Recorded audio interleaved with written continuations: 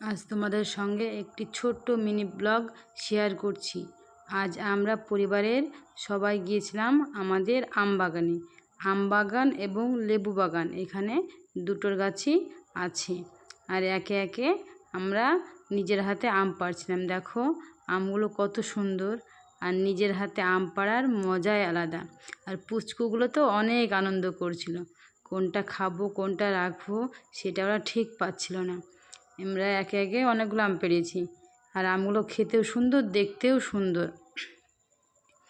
এরপর আমরা অনেক ঘোরাঘুরি করলাম, মাঠে আম খেলাম। আর এটা হচ্ছে আমাদের ভুট্টার জমি। আর আম গাছগুলো দেখো খুব বেশি বড় না, ছোট ছোট আম গাছ। তারপর আমরা সবাই মিলে বাড়ি চলে আসলাম। আর আমি একটু দেখছিলাম যে আমের পিছনে ফাঁকা মাঠগুলো কেমন লাগছে, তাই আমটাকে সামনে নিয়ে পিছনের মাঠটা দেখছিলাম। এরপর বাড়ি এসে ঝটপট শুরু করে দিলাম আম মাখা। আর আম মাখা খেতে তো বেশি ভালো লাগে, বিশেষ করে কাঁচা লঙ্কা কেটে যদি মাখা হয় তো সেটা বেশি ভালো লাগে।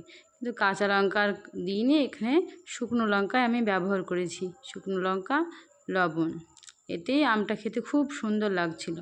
আর মেয়েরা তো একটু বেশি ঝাল পছন্দ করে, তাই ঝাল ঝাল জিনিস খেতেই বেশি ভালো লাগে। চটপট খেয়ে নাও তোমরা।